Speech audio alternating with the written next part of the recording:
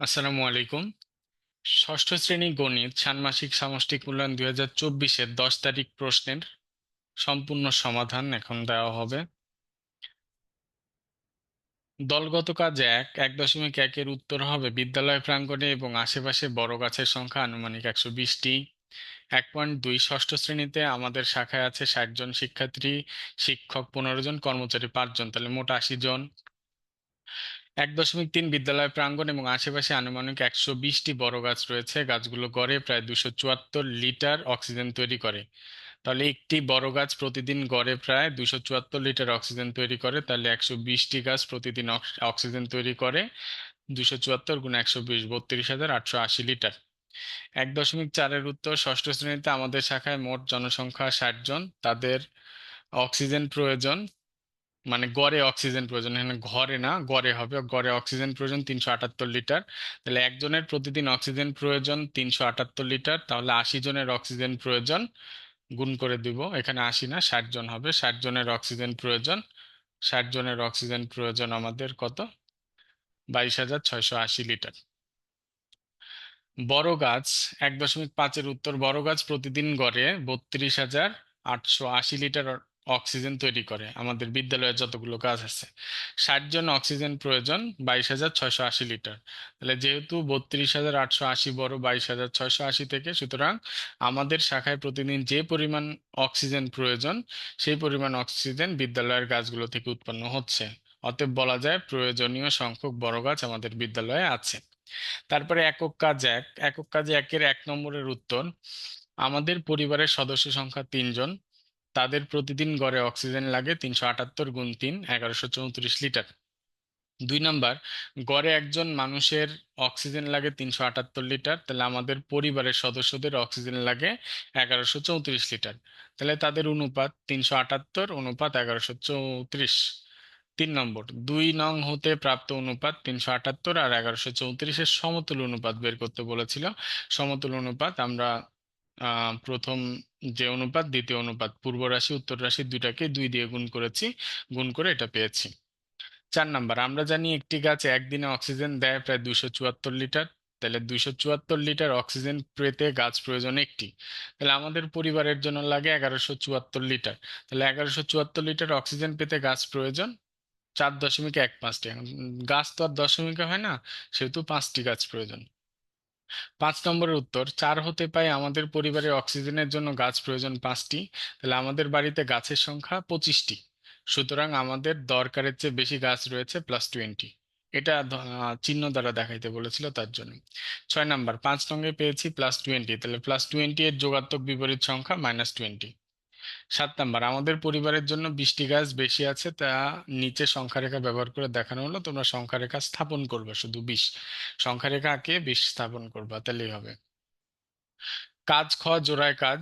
আমরা দুইজনে গত 5 মাসে ফেব্রুয়ারি থেকে জুন মাস সকল বিষয়ের জন্য আনুমানিক 1500টি কাগজ ব্যবহার করেছি। দুই, এক হতে পারে এক হতে পাই আমরা আনুমানিক 1500টি কাগজ ব্যবহার করেছি।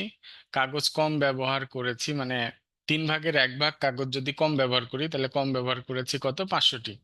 তাহলে কাগজ ব্যবহার করেছি 1000টি। 3 নম্বরে পাই, 2 নং হতে পাই 1500টি কাগজের মধ্যে কাগজের ব্যবহার কমেছে 500টি, সুতরাং শতকরা ব্যবহার কমেছে। শতকরা বের করার নিয়মটা তোমরা দেখবা, শতকরা যেভাবে বের করে। এখানে আমি একটু যদি দেখাতে পারি। ওকে, দেখো আমি একটু দেখাই এটা কিভাবে করবে, একটু দেখাই এটা করবা কিভাবে। এখানে দেখো কাটাকাটিটা এরকম, 500 নিচে 1500 গুণ 100, আর বাইরে পার্সেন্ট আছে। তাইলে আমার খেয়াল করো, এটা দিয়ে এটাকে কাটলে কত হবে? 3। 3 দিয়ে 100কে কাটলে আমাদের 33.33 হয়। ওকে, আমাদের মধ্যে একজন প্রতি চতুর্থ দিনে একবার এবং অন্যজন প্রতি ষষ্ঠ দিনে একবার পোস্টার পেপার ব্যবহার করি। তাহলে 4 ও 6-এর গসাগুই এর গুণিতক, গসাগুর গুণিতকই হবে একদিনে পোস্টার ব্যবহার করার দিনগুলি, মানে গসাগুর গুণিতক। তাহলে 4 ও 6-এর লসাগু সরি, লসাগুর গুণিতক, তাহলে 4 ও 6 লসাগু 12, 12 এর গুণিতক গুলো হলো 12, 24, 36। সুতরাং তারা এপ্রিল মাসের 12 তারিখ ও 24 তারিখ তারা একই দিনে পোস্টার পেপার ব্যবহার করবে। সুতরাং এপ্রিল মাসে মোট 2বার একই দিনে তারা পোস্টার পেপার ব্যবহার করবে। 5 নম্বর, আমাদের শ্রেণীতে শিক্ষার্থীর সংখ্যা 60 জন। খ, 60 জনকে 2টি করে পোস্টার পেপার দিলে হবে 120টি। তাইলে খেয়াল করো, এখানে প্রশ্নে বলেছিল যে 5 ভাগের 3 ভাগ দেয়। তাহলে 5 ভাগের 3 অংশ সমান 120টি, তাহলে এক অংশ সমান কতটি? কাটাকাটি করে দেখো, 200টি হবে। সুতরাং শিক্ষক 200টি পেপার নিয়ে এসেছিল। তারপর বলেছে আমাদের পোস্টার পেপার দিয়েছেন 120টি, 120টি পোস্টার পেপারের মূল্য 450 টাকা, একটি পোস্টার পেপারের মূল্য কত? ভাগ করে দিবা। দলগত কাজ 2 সব থেকে ক্রিটিক্যাল এটা, এবং এর পরেরটা একটু ক্রিটিক্যাল। প্লট 1 বলেছে প্লট 1-এ কতগুলো চারা রোপণ করা যাবে। দেওয়া আছে আয়তাকৃতি, দৈর্ঘ্য বরাবর 26টি এবং প্রস্থ বরাবর 17টি চারা রোপণ করা যায়, পাশাপাশি দুটি চারা হবে, এটা চারা না, চারার মধ্যে দূরত্ব 1 মিটার। তাহলে আয়তাকৃতি প্লটের দৈর্ঘ্য হবে কত আমাদের? 25 মিটার। এক বিয়োগ হবে আয়তাকৃতি প্লটের প্রস্থ হবে 16 মিটার।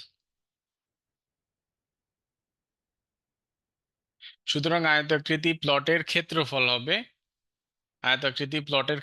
হবে দৈর্ঘ্য গুণ প্রস্থ, 25 গুণ 16। এখন এখানে বিয়োগ করলাম কি জন্য আমি একটু দেখাই। এমনি মনে করো যে আমার এখানে আমি পাঁচটা গাছ লাগাইতে পারবো।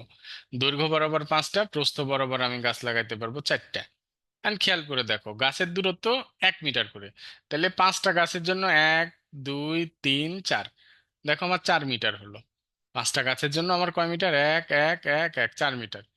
এদিকে আমার দেখো, প্রস্থ বরাবর আমাদের গাছ আছে 4টা, 4টা গাছের জন্য আমার কয় মিটার হলো? দেখো 1, 2, 3, তাহলে 1 করে কম হচ্ছে এভাবে। আবার প্লট 2-এ দেখো দেওয়া আছে বড় আকৃতির দৈর্ঘ্য এবং প্রস্থ উভয় বরাবর 21টি করে চারা রোপণ করা যায়। তাহলে পাশাপাশি দুইটি চারার মধ্যে দূরত্ব 1 মিটার। সুতরাং বর্গাকৃতি প্লটের দৈর্ঘ্য হবে 20 মিটার। তাহলে বর্গাকৃতি বর্গ, যেহেতু দৈর্ঘ্য আর প্রস্থ তো সমান, তাহলে প্লটের ক্ষেত্রফল হবে 20 গুণ 20, 400 বর্গমিটার।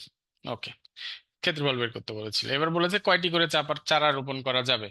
প্লট 1-এ চারা রোপণ করা যায়, প্লট 1 বরাবর চারা রোপণ করা যাবে কয়টি বাবা? 52টি। তাহলে দৈর্ঘ্য বরাবর। আর প্রস্থ বরাবর চারা রোপণ করা যাবে কতটি?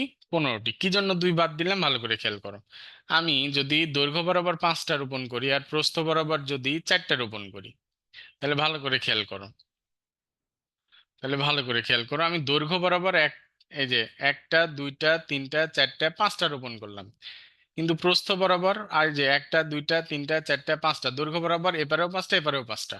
তাহলে আমার প্রস্থ দেখো, প্রস্থ বরাবর 2টা কমে গেল, এই পাশে দৈর্ঘ্য একটা খাইছে, এই পাশে দৈর্ঘ্য একটা খাইছে। তাহলে আমার প্রস্থ বরাবর কয়টা? 2টা কমে যাবে, তার জন্য 2 মাইনাস করা হয়েছে।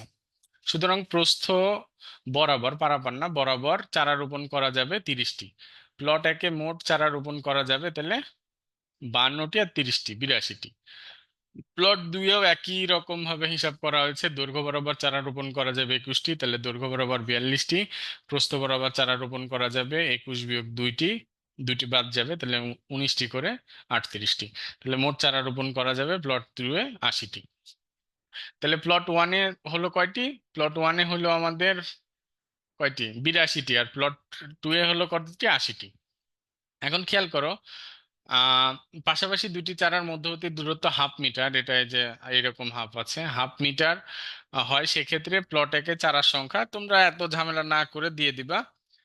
এই যে এভাবেও করতে পারো অথবা সরাসরি লিখতে পারো, চারার সংখ্যা হবে, প্লট 1-এ চারার সংখ্যা ছিল, প্লট 1-এ চারার সংখ্যা ছিল, চারার সংখ্যা 82টি। অতএব প্লট 1-এ চারার সংখ্যা হবে 82 গুণ 2টি সমান 164টি, নাকি? থাকে, এভাবেই করো তোমরা। এভাবে করতে গেলে আবার একটু ঝামেলা আছে, একটু ঝামেলা হবে। এভাবেই করো। দৈর্ঘ্য বরাবর চারার সংখ্যা হবে কয়টি? 26 গুণ 2 গুণ 2 বিয়োগ 2টি, 102টি। প্রস্থ বরাবর হবে কি করে হলো আমি একটু দেখা দিচ্ছি কি করে হলো, একটু খেয়াল করো। দৈর্ঘ্য বরাবর চারার সংখ্যা, আমার একটা জিনিস খেয়াল করো, এখানে আমার চারা আছে কয়টি বাবা? চারা আছে মনে করো 6টি। এখন 1/2 মিটার করে যদি কম হয়, 1/2 মিটার করে যদি কম হয়, তাহলে এর ভেতরে আবার চারা ঢুকবে দেখো। এই যে 1/2 মিটার করে হলে এর ভেতরে আবার চারা লাগানো যাবে। তাহলে আগে ছিল 6টি, 1, 2, 3, 4, 5, 6, এবার কয়টি হচ্ছে? 1, 2, 3, 4, 5, 6, 7, 8, 9, 10, 11টি। তাহলে 6টি ছিল, হলো 11টি। তার মানে কি, 6-এর দ্বিগুণ থেকে এক কম। তাহলে আমার দৈর্ঘ্য আছে 2 বার, মানে 2 পারে। তাহলে তার জন্য 26 গুণ 2, 2 পারে দৈর্ঘ্য। আমার কথা বুঝেছো? 26 গুণ 2। এটা তো আমার যেহেতু ডাবল হচ্ছে, হাফ, যেহেতু হাফ হাফ হচ্ছে তার জন্য 2। আর যেহেতু দৈর্ঘ্য 2 বার আছে তার জন্য 2। আর যেহেতু 2 পারে দৈর্ঘ্য, তার জন্য 2 বিয়োগ। প্রস্তুতেও একই রকম। তাহলে প্লট 2-এ চারা হবে কতটি? 170, 160টি। প্লট 1-এ আমার হলো কতটি? 170টি। আর প্লট 2-এ হলো 160টি। তাহলে আমার বলতে বলেছে যে কোন প্লটে আমি চারা রোপণ করব বা কোন প্লট নির্বাচন করব।